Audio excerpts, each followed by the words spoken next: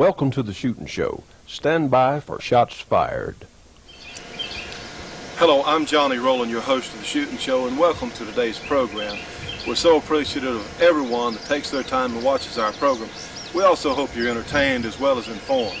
Well, friends, we have some great footage today. We went down to our state capitol here in Baton Rouge, and we participated in the legislative process. And we have some things that I think you're going to really be interested in. We also have some hope here on the way to do some things that can get some results against these people that literally want to take our guns away. We have a great show for you today. We have some interesting features. We have some tremendous guests. So let's get another Shootin' Show underway. Friends, I do want to report we put a scope on the Thompson Center Contender in 300 Whisper, and we shot it out at 100 yards. We wanted to see what it would do, and yes, it did put 3 shots into a 1-inch group, and probably with a better shooter than myself, it'll probably do better than that. Well, let's open today's program with one of the guns that the anti-gun people are really anxious to get away from us as a shooting public. This is the great Springfield M1A 308 Winchester chambering. Tremendous hunting gun, tremendous target gun, tremendous gun for home defense, for anything you want to do with a full-size battle type rifle. I say battle type because no, this is not an assault gun. It is not selective fire. It only looks like the M14, which our military has used for many years. This is the civilian version, the semi-automatic gun, and they're just tremendous. Well, let's open another Shootin' Show. Got our targets down here at 100 yards. See if I can hit a few of them.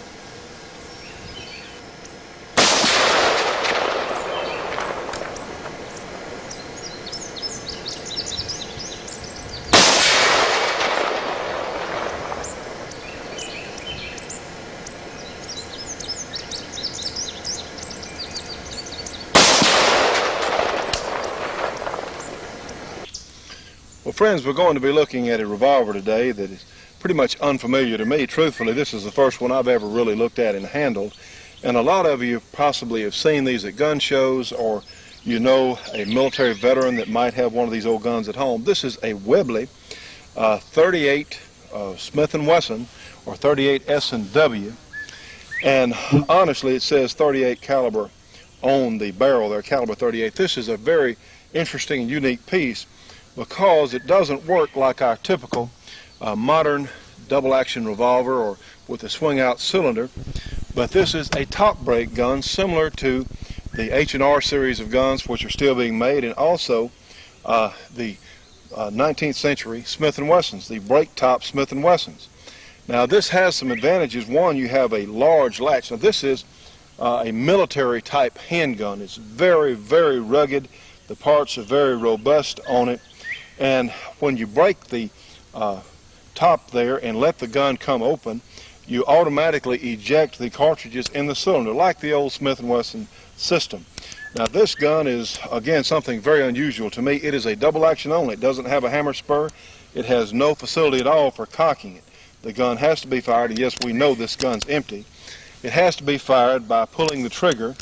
But the good news is these old guns were extremely rugged. They were very simple as far as their mechanism, and I think they would last a long time. Now, friends, you can find these guns sometimes at very reduced prices, but I tell you what, they're no joke. I mean, this is, if you don't have a lot of money to spend, you come across an old Webley, they're certainly serviceable and very ruggedly made guns. Now, truthfully, we haven't done an accuracy test with this gun, but let's see what it looks like. We're going to load it here, and as you can see from the picture of the 2 cartridges, you see on your left is the 38 S&W, typically loaded with a 146 grain lead bullet, moving at a velocity of around 600 or so feet per second. Certainly not a powerhouse by any stretch of the imagination.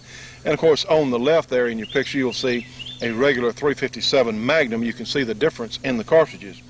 But the 38 Special was an outgrowth of the 38 S&W, and of course on to the 357. So just to give you an idea of just what size the cartridge is there. Well, you load the gun, of course, you break the top open, and you load the gun one at a time, and this seems like it would be an excellent candidate for this system for a full moon clip. I would think so, with a rimless cartridge. But let's take a look at it. We'll close the gun and watch it in my hands anyway. See, recoil is just nearly none. Of course, you don't have, again, you don't have a lot of power, not a lot of velocity, but you know, you can actually hit something with it. The old gun shoots good. The sights are fairly well regulated, and the rear sight is on the lever itself. Well, and of course, to unload the gun, you just break it, and see, all the cartridge cases come out at one time. A very handy system. Again, this system probably has some utility in a modern revolver, say in a higher powered revolver, as I understand it. The weakness in the top brake system is when you go to a high pressure cartridge, well, sometimes the latch would literally unlatch itself and the gun would open up, a situation you definitely would not want happening. But I'm sure that there's probably a way with today's modern metallurgy, modern technology, that we could make a gun that worked like this and it'd be very quick. You just break the gun open, it unloads itself, and load it again. You know, this brings us back, of course, we've been talking about Normandy, the World War II celebration over in Europe there in France on the 50th anniversary of the Normandy invasion. And I tell you what, friends, let's go back in time, and I've seen some old posters that came from the British back during World War II, and you know, they were asking for anything that the Americans might have to send them that would shoot, anything that would go bang, because they were certainly, and with good cause, afraid that they were going to be invaded by Germany.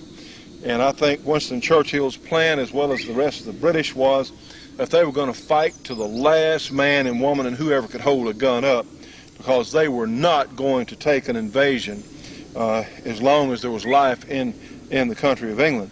And they wanted everything that would shoot. And these old Webley's date, I assume that this gun, we really don't have a date on it, but I assume this is a World War II era gun. And the British had a little different theory on as far as stopping power went. They liked a heavy bullet moving at slow velocity. And you know, get back to the type gun this is, you don't have very much shocking power at all, although the 38 S&W would be good for small game, I suppose, like squirrels or rabbits, whatever else. But if you could hit your target, there is some utility to that old cartridge. And the good news about these old guns is they're very, very rugged, extremely reliable. Again, built to the military type specifications with military type requirements. And looking back, you know, the British government wanted to equip everyone who could hold up a gun with a firearm. And of course, after World War II, they went on a campaign to literally rid England of guns, period, which they've darn near succeeded in a lot of different areas. And you know what, friends, it would seem like, you know, all the bad people have not gone away. All the bad people haven't been born. Here in this country, we're being besieged by literally people that want to change our, not only our government, but our way of life as Americans, to bring in a socialist, Nazi-type government in this country. There are people working every day for that means. Well, going back to the British, why wouldn't it make sense to have your general population familiar with guns, have them able to protect themselves and their families? One, you take a tremendous load off the police, because the police cannot protect the individual and is not even responsible for protecting the individual anyway. Why would it make sense, if you trust your population, if you trust the individuals in your country, well, you know, why not let them be armed? Why not give them a chance to take care of themselves? This is a tremendous fallacy of all the Brady Bill supporters, of these people who really don't understand what it's all about. The bad news is, at the top of the anti-gun movement, trust me, these people do understand what it's all about. And you know, they want to take everything away from us so we cannot possibly be in a position to defend ourselves. You know what? If we can't defend ourselves, we can't do anything about a tyrannical government either. And that's what it's all about. Well, friends, and of course we'll talk more about that on the program. We have some pieces today that talk about government issues and how we go about defending our rights as citizens against the government. So anyway, let's go back to our old Webley here. Let's take a closer look and let you see the finer points of how it works. Friends, if you would like your gun, be it a handgun or a long gun, to be the absolute best it can be, to function as well as it possibly can, to shoot as well as it possibly can, well, you need to call Corbin Bullet Company at 1-800-626-7266 for the absolute best ammunition at any price that's available out there today. And by the way, they have been a little back ordered on some things because the demand is so great, and believe me, they are making ammunition as fast as they can, but they're still upholding the fantastic quality control that they do have. For information on Corbon ammunition, call them 1-800-626-7266. Corbon, the best there is. You know, friends, all of us as shooting enthusiasts should be subscribing to Shotgun News, the trading post for anything that shoots. 3 big issues monthly with literally thousands and thousands of firearms bargains. Shotgun News, Post Office Box 669, Hastings, Nebraska, zip code 68902. Their phone number is area 402-463-4589. For MasterCard or Visa for subscriptions only. Now call them at 1-800-345-6923. Now, friends, you can tell all the bluing is pretty much off this old gun. It has a hard plastic type grip, but I tell you what, it was pretty well made. I'm impressed. It has some pitting, but that does not affect the function of the gun. You see, we don't have a hammer spur, and our sights are rudimentary, but they are easily seen. A large, prominent front sight there. And of course, the way the gun works, you will push this lever down and literally break the action open. And see the ejector coming up here, and this will push your empty shells out. Break it all the way over, and of course, the ejector snaps back in place. This is such a neat idea, a neat system that dates way back in the last century, but certainly still usable today. The double action mechanism is pretty hard. Of course, we know, one, the gun's unloaded and we have it pointed in a safe direction, but you can see how the only way this gun works is by pulling the trigger. It is double action only, as in pulling the trigger. It cocks and releases the hammer, 2 actions. The gun is in time perfectly, and it works very well. In fact, I really don't know how we're going to do on this plate out here, but let's see how we load it. We'll take some bullets here, go ahead and snap our ejector back in place, and we'll load some bullets in the cylinder, just very simple as can be. And we'll get another one here.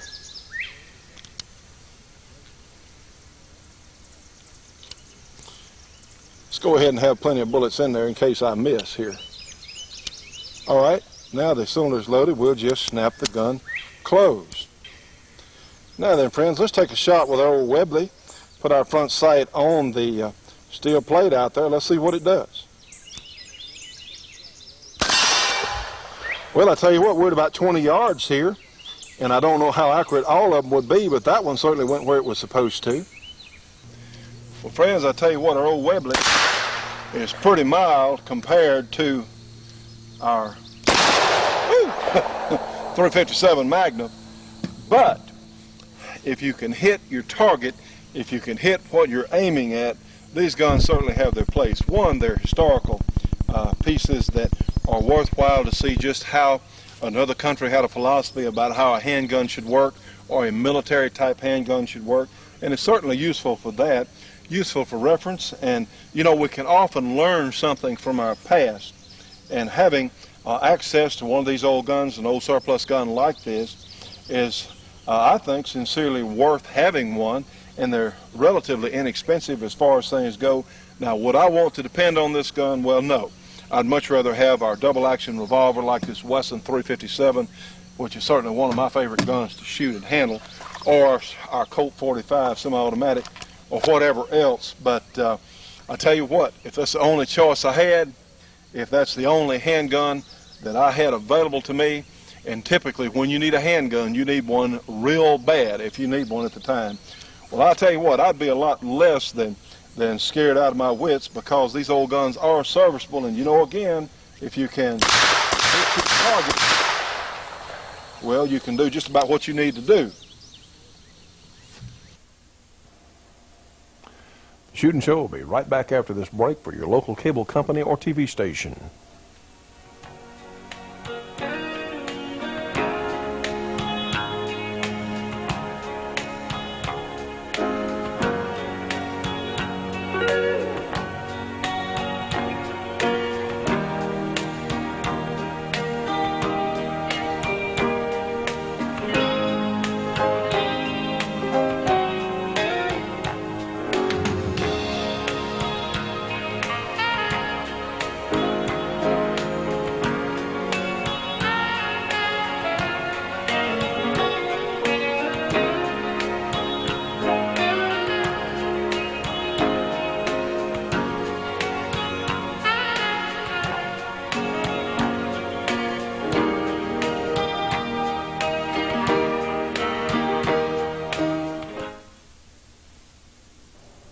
Now, friends, we are extremely pleased to be working with one of the finest magazines that you can find in the United States today, and it's called The New American. And the April 4 issue, which you see on your screen, covers issues like Toward a Police State, using a national epidemic of crime and violence as a justification, media pundits and collectivist politicians are aggressively campaigning to disarm private citizens and strengthen federal law enforcement powers. Yes, friends, this is our type of magazine, mostly because it's true. Now, these people at the New American magazine are making a special offer available to the Shootin' Show audience for $22 for a 6-month subscription, including the April 4 issue here, which deals with gun control and the things that go on with the politicians in Washington on how they're literally trying to disarm the United States population. Now, trust me on this one. If you're a gun owner, you need to get this issue of the New American. And friends, this magazine comes twice a month. This is really a bargain. They cover all sorts of subjects, such as the Somalian quagmire, as you can see. And how about national service, if you really want the true picture of what this national service is all about. How about the conservative index for the 103rd Congress, subjects like terror in Haiti, the real Aristide.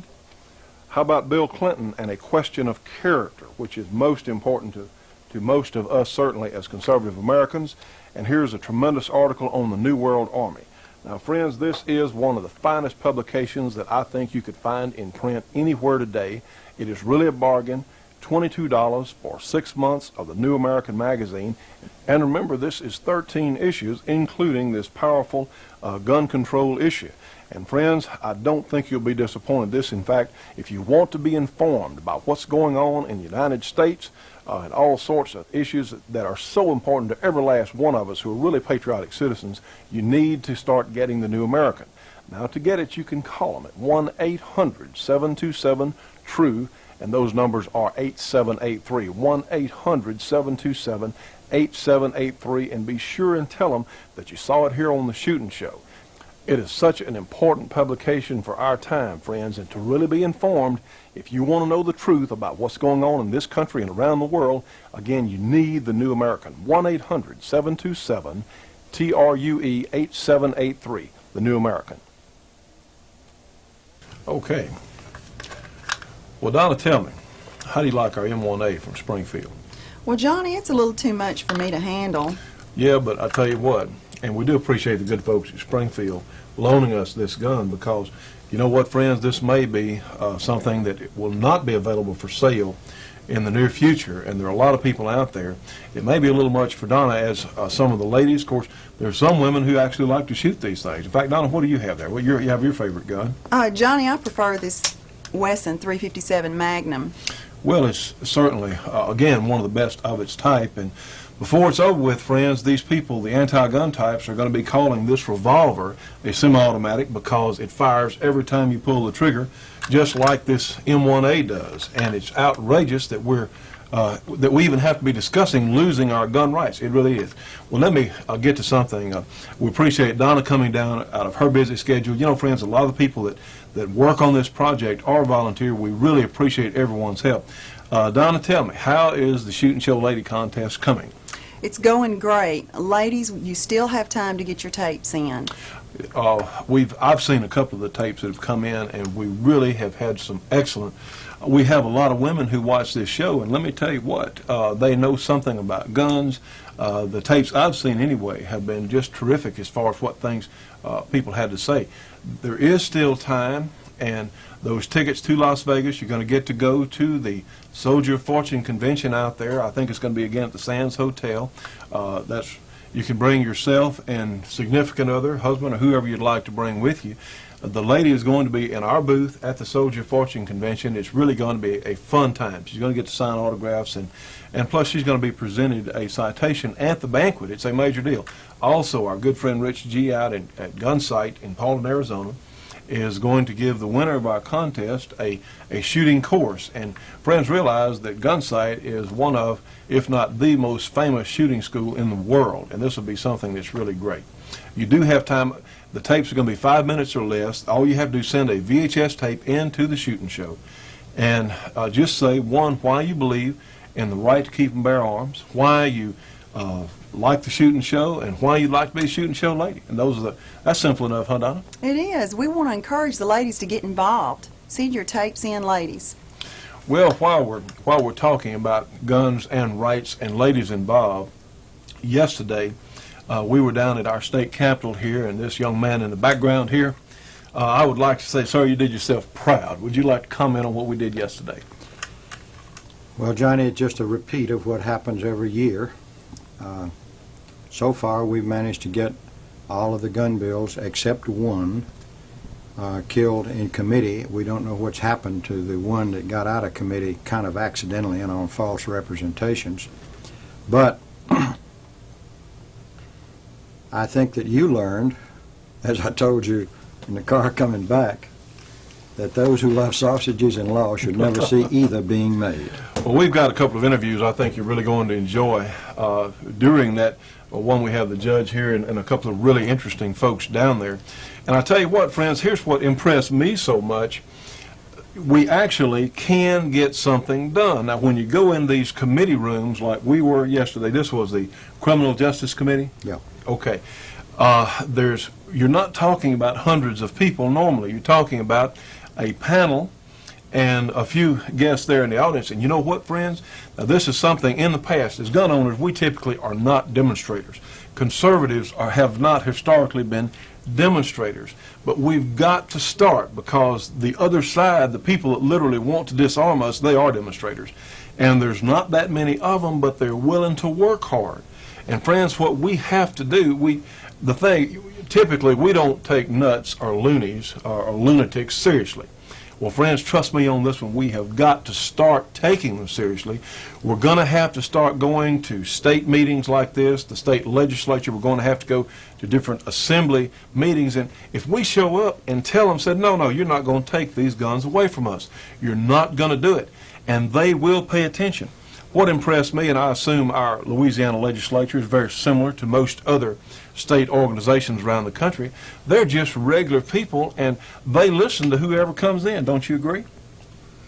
Yes, I think so, Johnny. They'll listen to the input from the audience. You have to sign a card to say that you want to speak on such and such a subject or such and such a bill, but that's no problem. They have plenty of copies of the bills there for us to take a look at.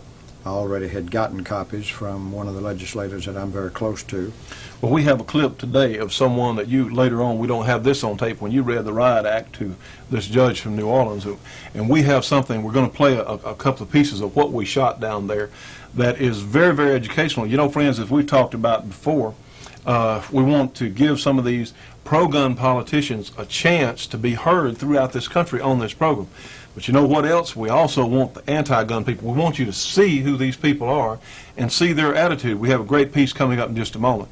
So let's go to our current news desk. We've got a couple of things we want to mention to you briefly. Now, friends, we have a couple of things we really want to mention to you that we think are very important. You might make a note of this. We got a letter in from Joseph J. Slavinik. He's running for the U.S. Senate seat in Ohio that has been too long disgraced, as we might say, by Howard Metzenbaum. And Mr. Slavinik, and I hope I'm pronouncing that correctly, has been involved in a lot of causes and things, at least from his information here, that a lot of us as gun owners and conservatives would have a great interest in. He probably really deserves a close look by those folks in Ohio. He will be running for the U.S. Senate seat there.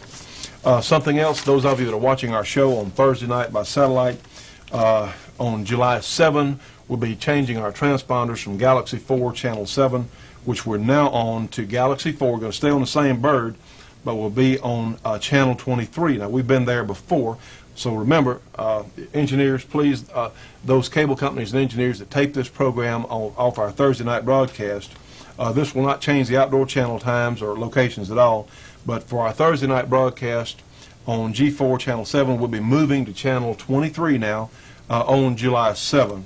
So, well, sir, I want to update. How's our Christmas fund coming? Well, Johnny, the Christmas fund's going great. Remember, for those of you that weren't tuned in before, I am dedicated to getting rid of these anti-gun politicians. And the way to get rid of them is impossible for the individual in most cases. but we can band together and can do a great deal. And one of the things that I asked everybody to do, give me one of those sheets of paper, Johnny. And we do want to To remind, take a plain sheet of paper, fold it 3 ways, stick a dollar bill in it, mail it to the Shootin' Show, to the Shootin' Show Christmas Fund, and we will use it in some effective way. Now, we've got over 1 million listeners. Now, we haven't gotten $1 million in yet, believe me, but we're on our way to it. And I want to particularly thank all of those fine people who've been watching this show and who have not been content to send in $1. They've sent in 1s and 2s and 3s and 4s and 5s and 10s and 20s. And for one particular person whose name I don't want to mention on this show because I haven't gotten permission to name it, but thank you very much for that most generous contribution that runs into 3 figures. We can use it. yes, absolutely. I do want to mention Chip and Chris and their wives. Yes, we did get your Christmas fund money there. We really did appreciate that. Well, we've got some great footage here, friends, and you know, one of the things that this Shootin' Show is about is showing how we can protect our gun rights, how we can do something about these terrible laws that are being proposed literally to disarm our country, to literally change our way of life. And we do have some things to say about that and show you in just a moment. You know, the good news is it doesn't take a whole lot of people at one time. If we get a few individuals who are willing to work hard and go out here and make these appearances at their state capitals, and incidentally, there is going to be a rally in Baton Rouge, Louisiana this Saturday, and we're going to try and be down there with our cameras at the state capitol, a pro-gun rally, no camouflage, no alcoholic beverages, no guns at that point, because the national news media would really like to make us out to be redneck crazies. And you know, my neck's a little red. Yes, I've spent a lot of time out in the sun, but we're not crazies. We are, in fact, the backbone of this country, the gun owners. So those of you who can in the Baton Rouge area, we're going to be down there. We're certainly going to make every effort to be there at the rally. That'll be this Saturday. Friends, one other thing before we go to the legislature, please, if you can, join the Shootin' Show Gun Club today. $25 for our annual membership fee. We're going to be adding some things, some benefits to this, but you get your Bullet Express discounts, and it helps us stay on the air. Every time someone joins the Shootin' Show Gun Club, it helps us reach more people, and so many fine people are involved in this project, and it's so important that we reach out to as many decent Americans as we can possibly get to. All we have to do is tell them the truth, friends. So sincerely, if you can help us, call 1-800-895-7916. We accept Visa, MasterCard, check, money order. Heck, we'll even take IOUs, huh, Judge? And please join the Shootin' Show Gun Club today if you can. Johnny, we have one other thing we need to tell everybody. You know, the Gun Owners of America is one of the greatest pro-gun organizations in the country. The executive director is Mr. Larry Pratt.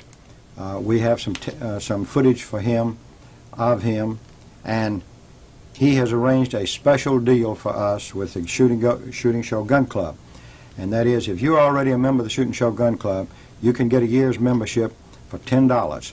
If you want to join the Shootin' Show Gun Club for $25, another $10 will get you a year's membership in Gun Owners of America. Now, believe me, this is one of the strongest pro-gun organizations in the country.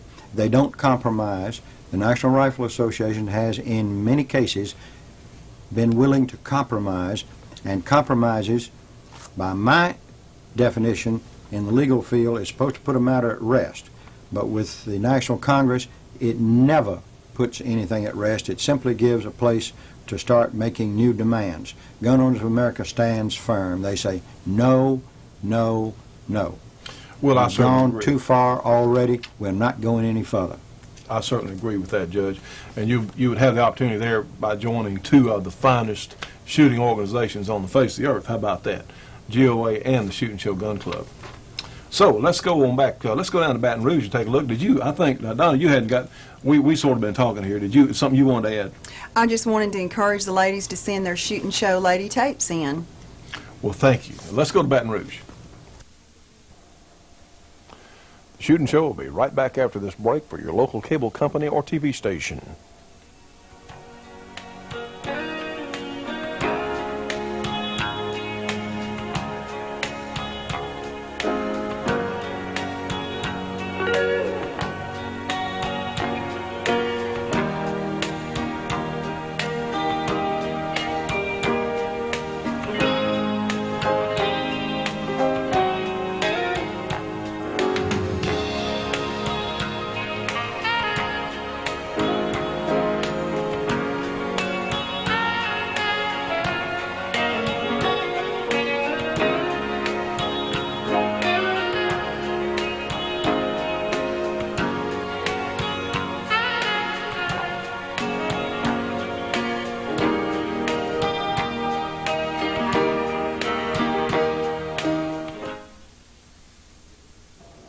Well, friends, this is the state capitol in Baton Rouge, Louisiana, and this is a scene that we're going to be visiting more frequently. It's so important, some of the things that all of us have to start doing.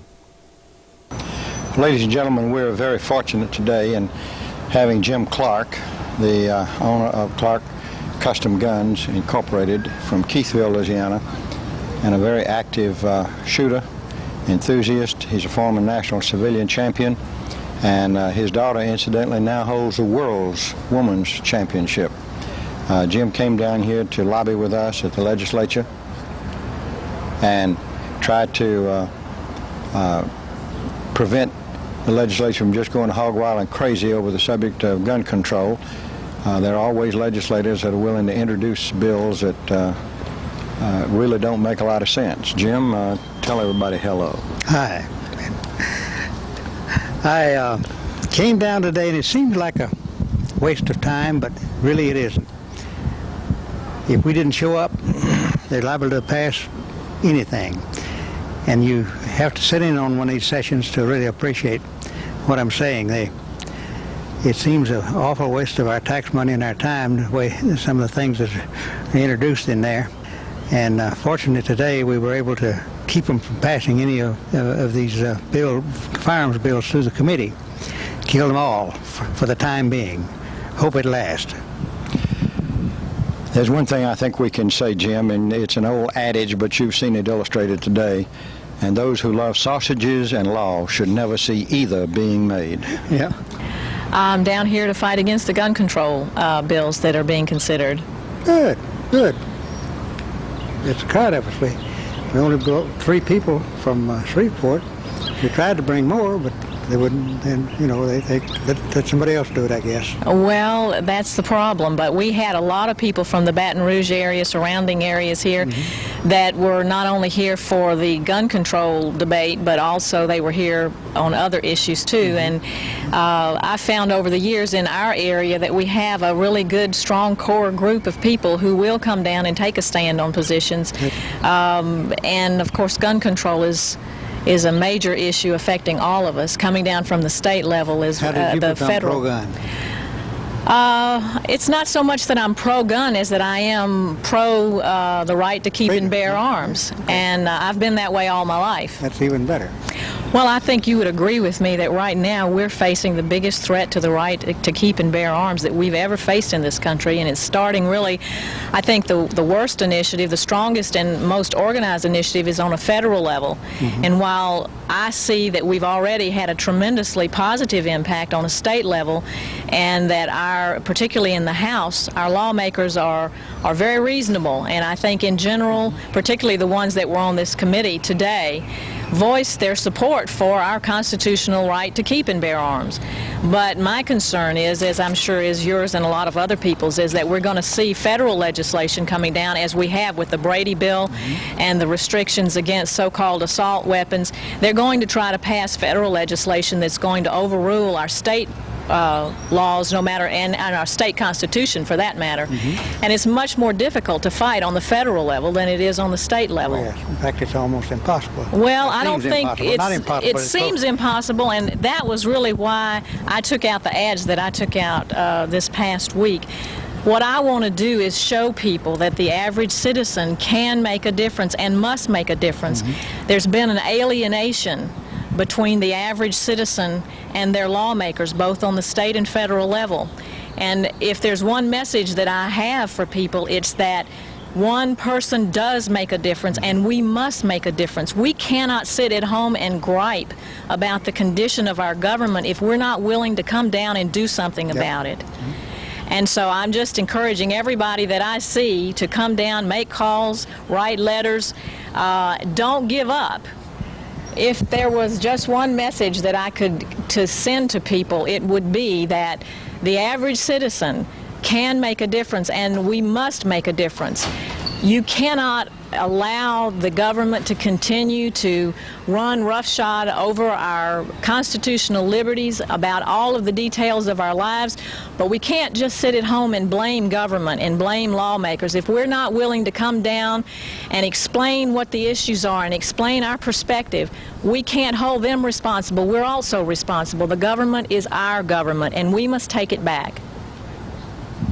And that's great. I wish we had 1,000 like you. Well, I'm hoping we will.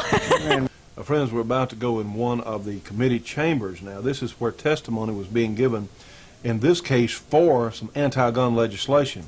We're going to show you this particular judge. He's an anti-gun judge from New Orleans, Judge Taylor. We're going to show you how the anti-gunners will approach their subject. And friends, they're already testifying. You can bet the anti-gun people are going to show up. They're going to make their testimony.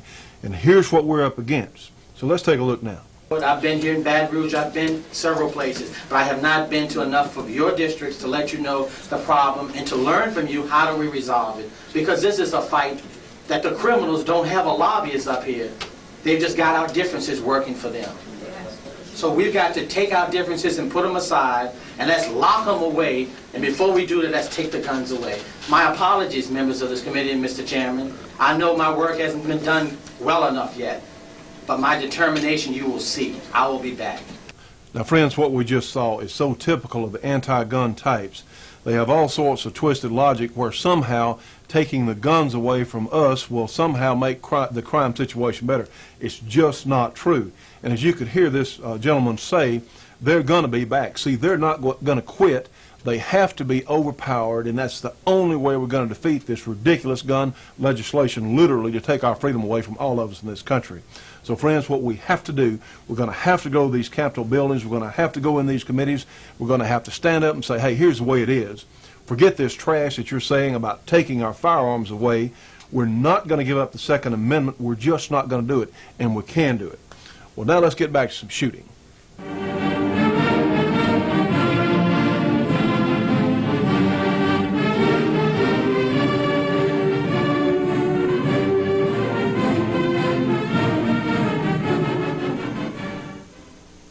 The flintlock smoothbore musket reigned supreme on the battlefield from roughly 1700 to 1855.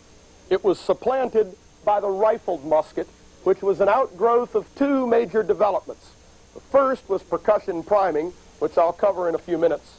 The second was the practical harnessing of rifling for general military use. If you have seen before, a rifled barrel has spiral grooves cut in the bore. The high spots are called lands, and the diameter from the land on one side to the land on the other side is called bore diameter. The diameter from the bottom of the groove on one side to the bottom of the groove on the other side is called groove diameter. The lands cut notches in the side of the bullet, thereby imparting spin. Therefore, the bullet must be groove diameter in order to be spun. But if the bullet is groove diameter, then you can't load it from the muzzle because the bullet won't easily pass through the barrel.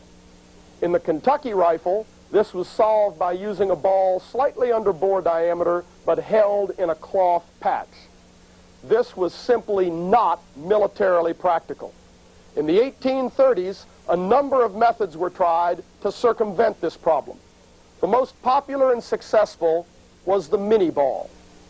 This bullet was made of soft lead and was slightly less than bore diameter for ease in loading. Its base was hollow, and when the propellant gases pushed the bullet forward, they also went into the hollow in the base and expanded the side walls of the bullet into the barrel grooves, thereby engraving the rifling on the bullet and imparting spin. In addition, this also obturated or sealed the powder gases behind the bullet, giving a slightly higher muzzle velocity. Grease was placed in the grooves along the side of the bullet, first to ease passage of the bullet down the bore when loading, and secondly to keep the powder fouling in the barrel soft so that the bullet skirts could scrape some of the fouling out from shot to shot.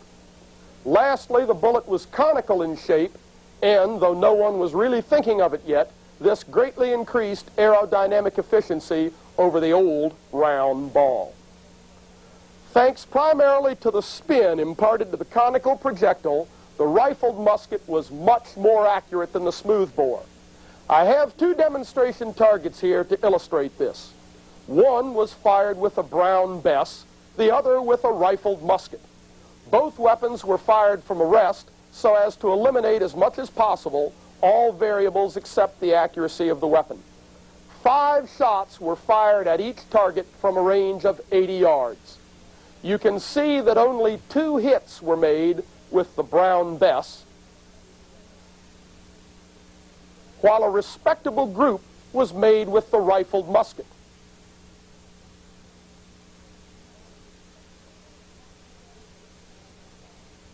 Using the concept of the cone of fire, that is, that the size of a group at any range fits within an angle that in turn will define the size of the group at any other range, you can see that all of the rounds from the rifled musket with a radius at 80 yards of 3.5 inches would fit on a man's torso out to 240 yards, and the probability of a hit out to 350 yards is still quite high.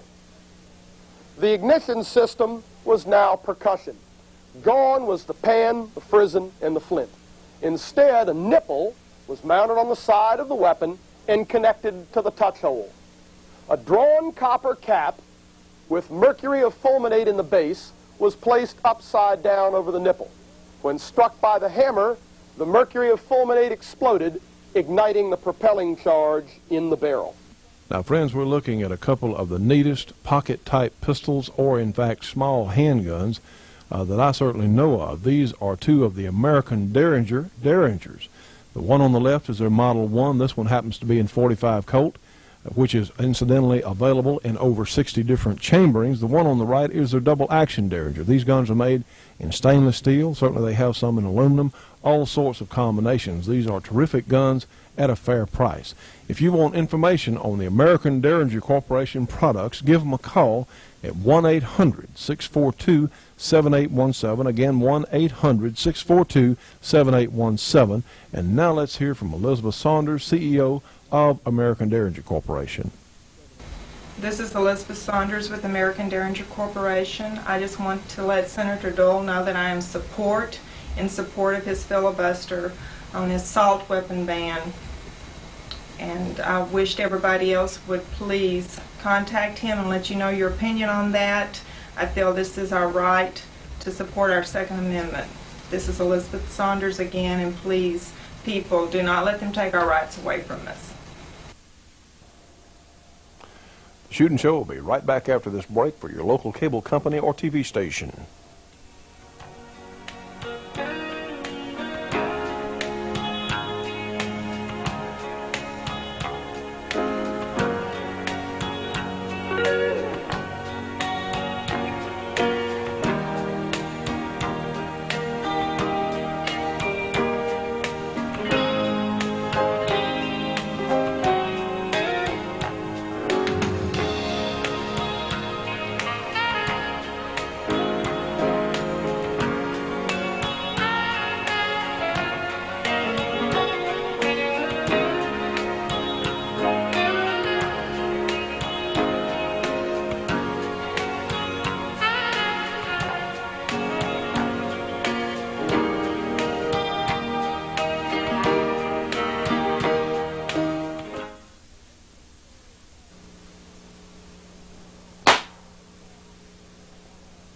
Though not necessarily faster than the flintlock to load, percussion ignition was more reliable and also contributed to the obturation of the powder gases.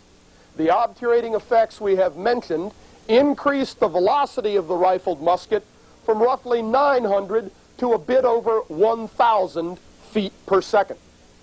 In order to harness the increase in combat range, which resulted from the increase in accuracy, the increase in velocity, and the aerodynamic efficiency of the bullet, the rifled musket was equipped with sights. The front sight still served double duty as a bayonet lug. The rear sight, though not fully adjustable, had fold-up leaves which roughly served to compensate for range. The loading procedure for the rifled musket was basically the same as for any smoothbore musket. The soldier pulled a paper cartridge from his ammunition pouch and tore it in half by use of his teeth and hand. Again, this is not a cartridge as you and I understand it in the 20th century, but simply a paper envelope holding a pre-measured amount of powder and the mini ball. After tearing the cartridge in two, the powder was poured down the barrel, the paper then thrown away, and the mini ball placed in the muzzle.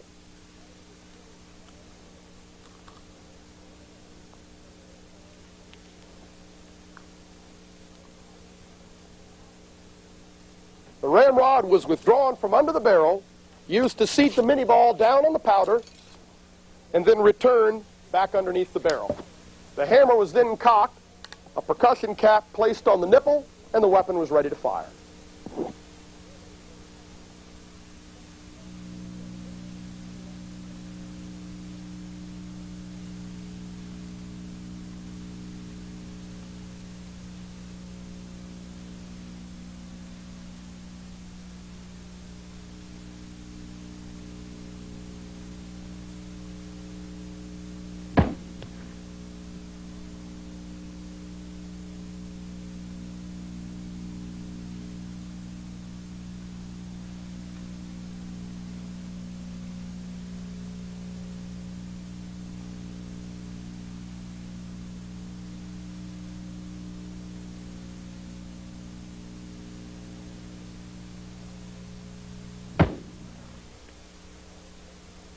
As seen on the range and on this chart, the volume of fire for the rifled musket was roughly the same as the volume for the smoothbore musket. However, the combined battle sight and adjust sight range was nearly 7 times as great as that of the smoothbore musket. The rifled musket was the primary weapon for both sides during the war between the states. It was this increase in combat range which had such a terrible effect upon that war. You have probably heard the slogan that the war between the states was a war fought with 20th century weapons and 18th century tactics. This statement is simplistic rubbish.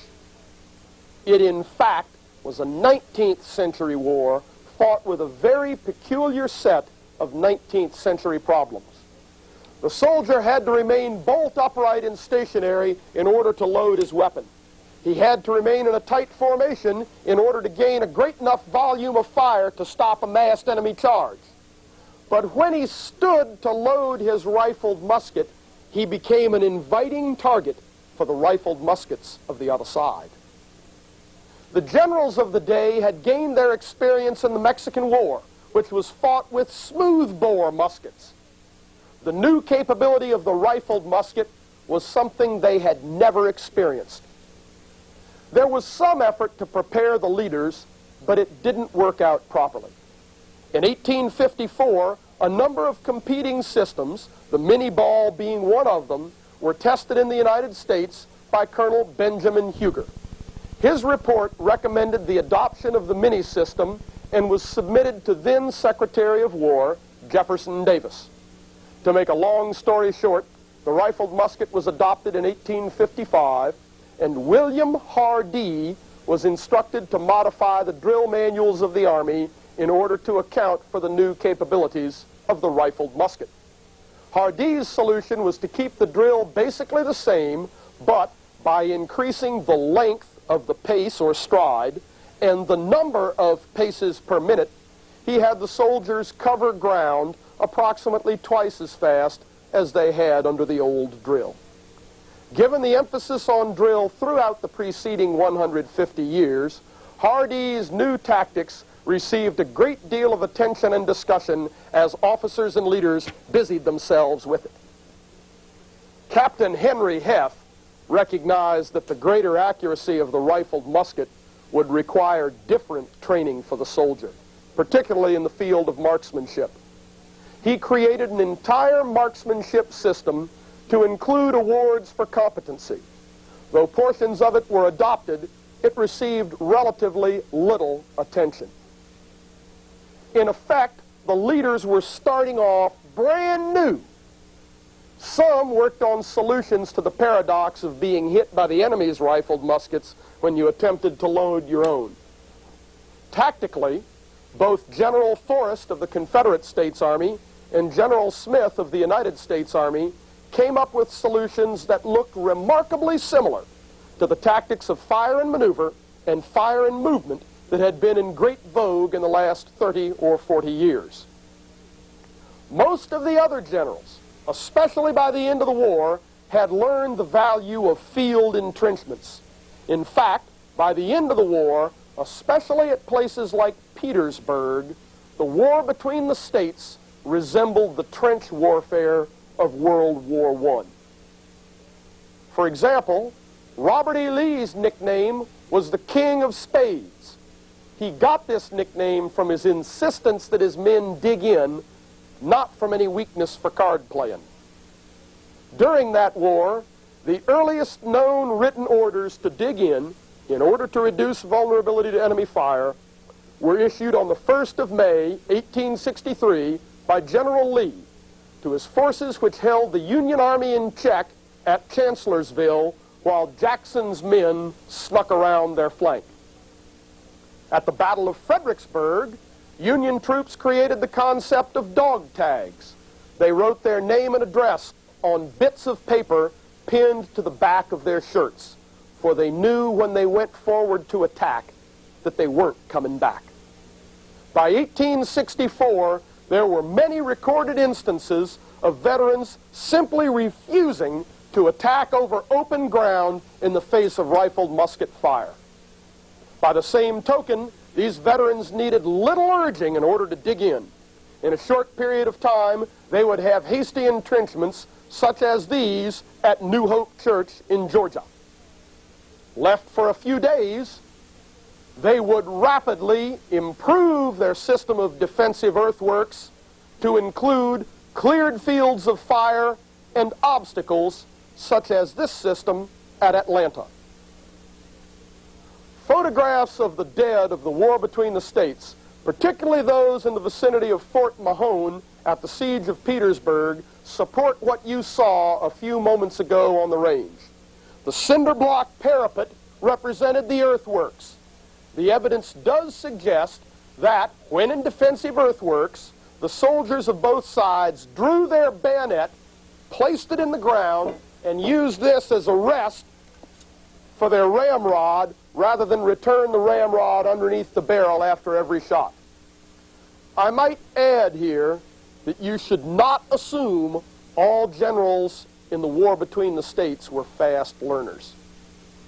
For example, General Orders Number 36, 7 March of 1864, from General Hood's headquarters, read, in part,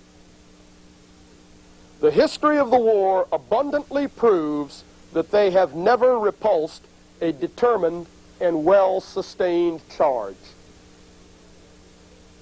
I'm not sure what war General Hood was talking about, but I'm pretty sure about what he might have been smoking. Perhaps General Hood was unbalanced by his loss of an arm and a leg due to war wounds. Hood would later destroy his army by hurling it against Union earthworks in the Franklin-Nashville campaign. Given the very long combat range of the rifled musket, it is obvious that the defense was the stronger form of combat, but the war still had to be won. The North still had to invade and conquer the South. By May of 1864, the North had adopted the strategy of attrition, whereby they would advance on all fronts because they knew they could replace their casualties while the South could not replace theirs.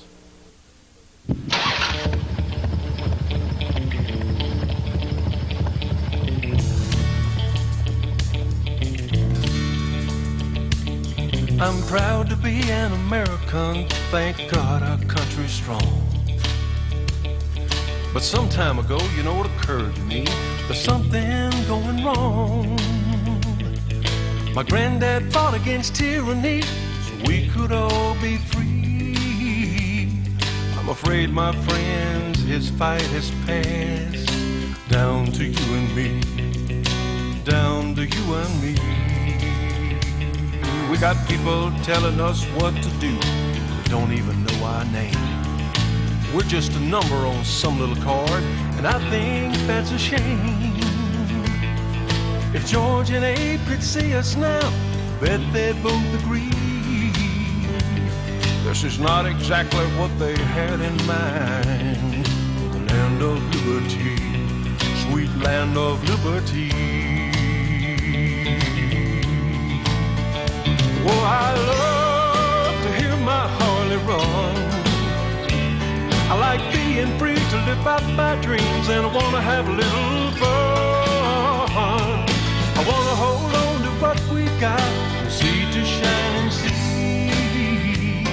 I'm afraid, my friend, the fight is past. Down to you and me. Oh, down to you and me.